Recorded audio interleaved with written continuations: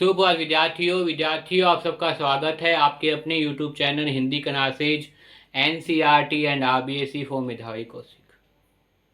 विद्यार्थियों, मुझे पूरी उम्मीद है कि आप घर पे हैं, स्वस्थ हैं, आपका अध्यापन का सुचारू चल रहा है। जैसा कि आपको विदित है, मैं आपको हिंदी पढ़ाऊँ। हिंदी के अंदर देखिए क्लास 10 कोर्स बी सपस, और सपस के अंदर भी देखिए आपके सामने जो पाठ है वो मैंने बताया आपके सामने। अब कहाँ दूसरे के दुख से दुखी होने वाले। आपकी जो सपस की बुक है कोर्स बी के अंदर आपका जो है वो चैप्टर नंबर कौन सा है भाई?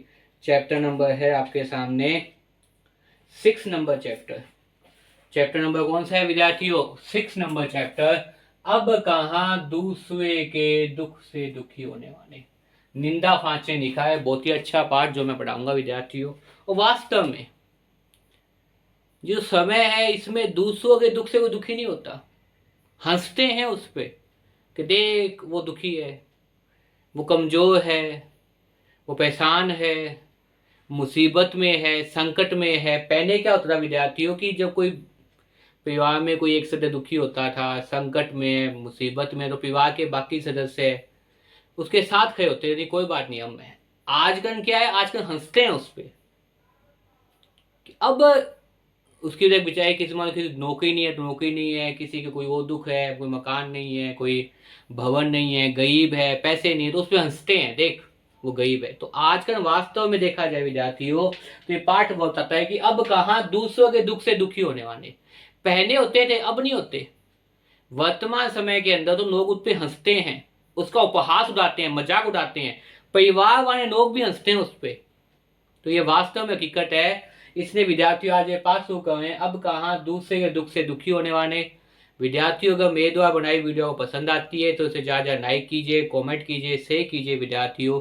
और चैनल पे अगर आप नए हैं तो चैनल को तुरंत सब्सक्राइब कर लीजिए। खूब मन लगा कर पढ़िए विद्यार्थियों। देखिए अब कहाँ दूसरों के दुख से दुखी होने वाले। भाई बहन के सोमे मान को क्या कहा है? भाई बहन जो ग्रंथ होता है, क्योंकि ये साइंस तक निंदा फाचनी जो होते हैं वो ईसाई धर्म के संबंधित या ईसाई धर्म को जानने वाले थे, इसलिए उसने क्या कहा है? बाइबल। बाइबल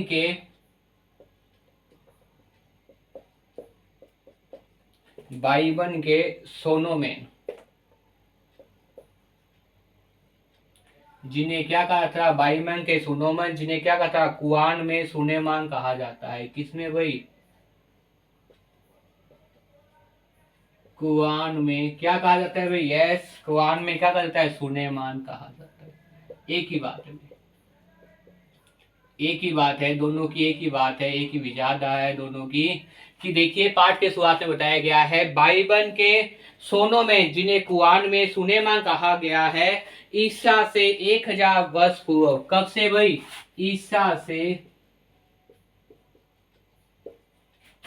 ईसा से कितने वर्ष भाई? 1025 वर्ष। कितने वर्ष? 1025 वर्ष। ईसा से 1025 वर्ष पूर्व। पूर्व का मतलब पहले एक बादशाह थे। क्या थे भाई? एक बादशाह थे।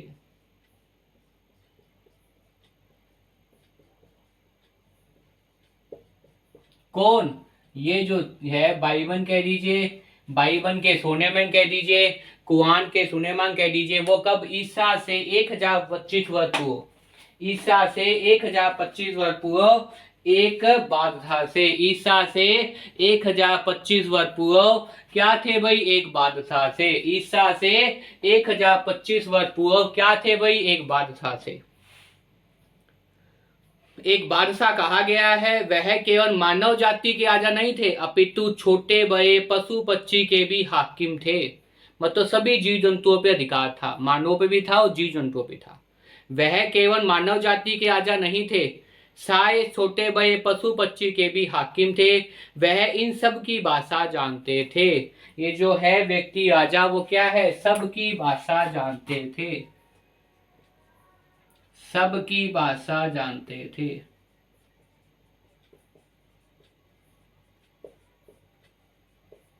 सबकी भाषा क्या करते थे भाई? जानते थे।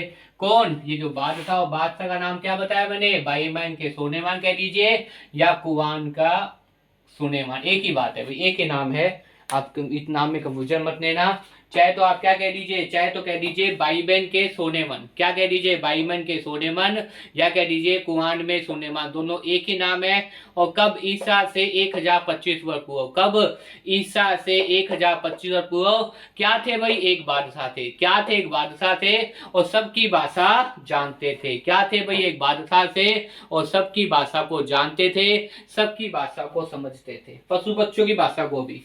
वह केवल मानव जाति के राजा नहीं थे, सारे छोटे बड़े पशु पक्षी के भी हाकिम थे। वह इनकी भाषा भी जानते थे।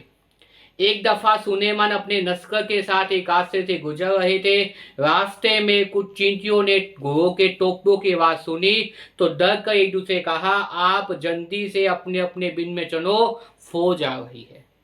मैंने क्या कहा, जानवरों की बातें भी जानते थे। कौन, सुलेमान क्या जा, सबकी बात भाषा समझते थे। सबकी भाषा का मतलब जानवरों की भाषा भी समझते थे। जानवरों की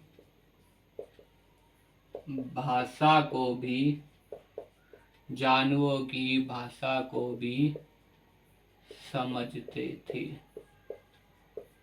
जानवरों की भाषा को भी क्या थे भी, समझते थे। इसने कहा है अब कहां दूसरों के दुख से दुखी होने वाले। तो एक बार क्या हुआ, वो कहीं गौ से जा रहे थे। एक दफा सुलेमान अपने नस्कर के साथ एक रास्ते से गुजर रहे थे। रास्ते में कुछ चींटियों ने, किसने भाई, रास्ते में कुछ चींटियों ने, किन्होंने भाई, चींटियों ने,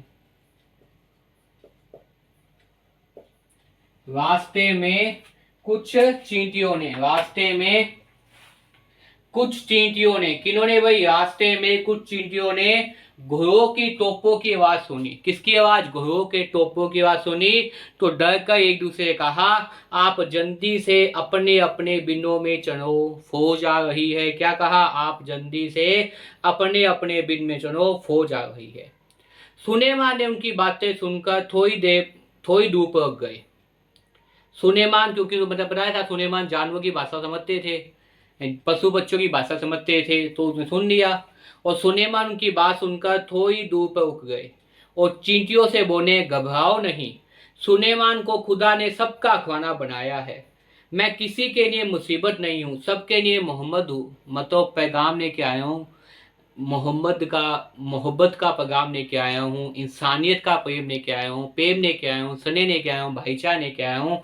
इसलिए क्या कहा सुलेमान ने, किनकी, चींटियों की।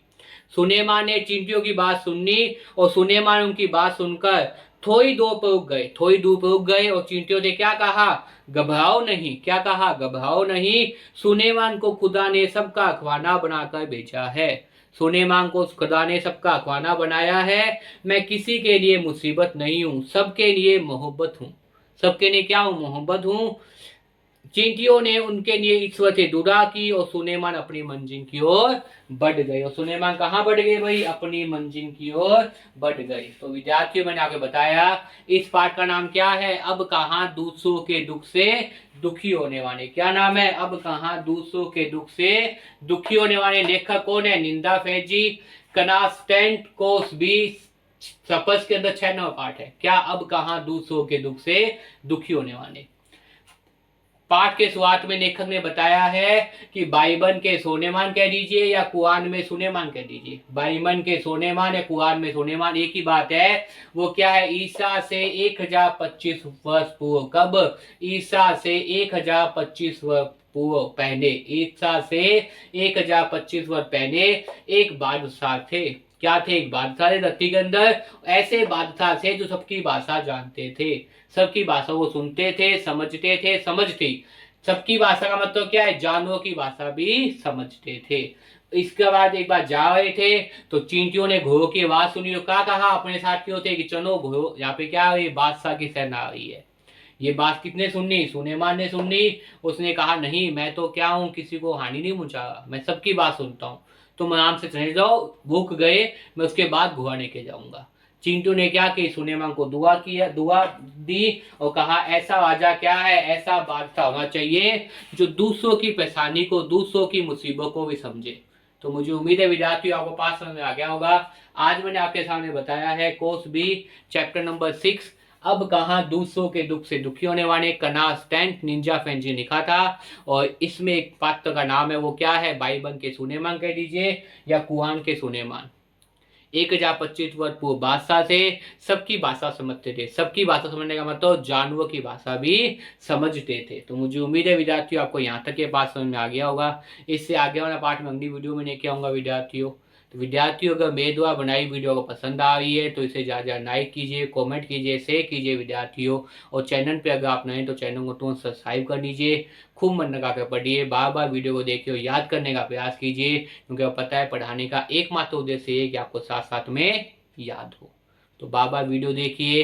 वीडियो पसंद आए तो लाइक कीजिए, कमेंट कीजिए, शेयर कीजिए विद्यार्थियों। चैनल पर अगर आप नए हैं तो चैनल को तुरंत सब्सक्राइब कर लीजिए। खूब मन लगा कर पढ़िए विद्यार्थियों। धन्यवाद।